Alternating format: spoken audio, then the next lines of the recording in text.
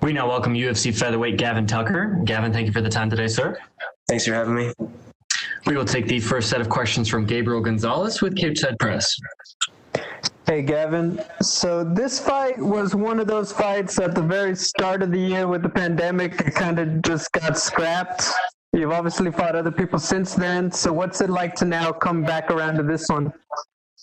Yeah, it's good. I mean, we were scheduled, this will be the third time.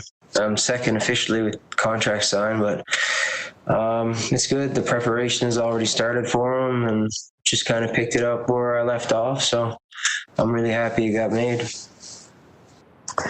I mean, when you have that extra time like that, I mean, you said you pick up where you left off. Do the coaches, do you feel like they found anything new when you guys were preparing for them? Or was it just, you know what, where were we at? We're getting right back to do the exact same thing.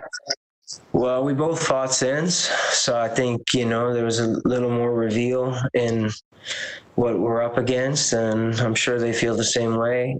So I think it really depends. I know that's a general answer, but it really depends on where you are and what you're looking for.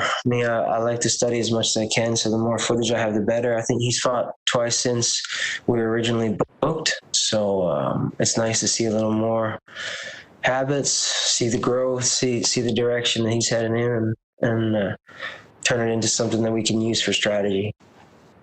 I completely get that.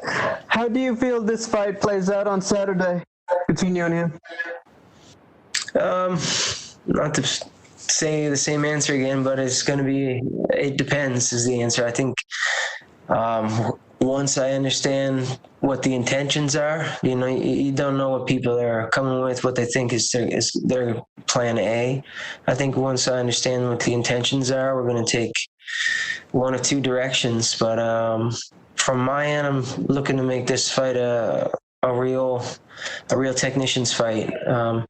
I know he comes with a lot of aggression, and he's going to try to make it dirty. I think that's his best route. So I'm going to make it super clean.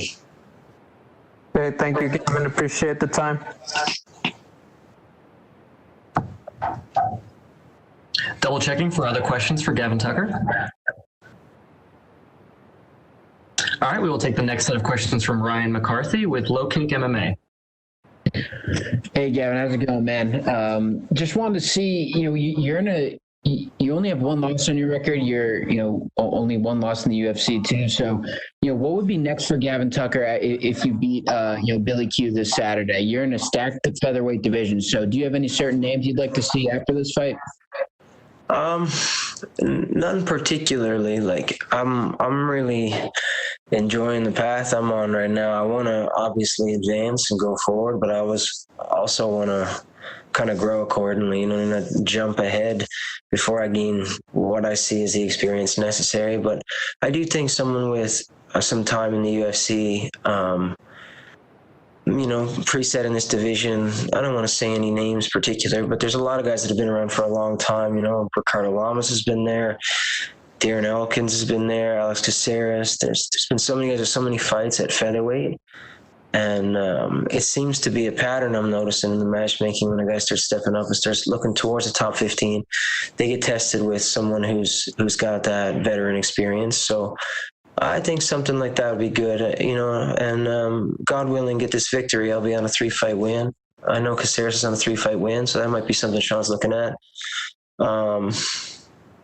There's a lot of guys, and there's a lot of good guys with the same number of fights as me and similar records too. So I think there's a lot of opportunities to grow, a lot of challenges, and ideally for me, someone like that. I hadn't thought about it, and I'm certainly not trying to call anyone out or anything like that. I'm not in the place. I have business on Saturday, but someone like Caceres would be probably a good logical step if he's not already booked. Someone along the lines of that. For sure. And I know you brought it up earlier.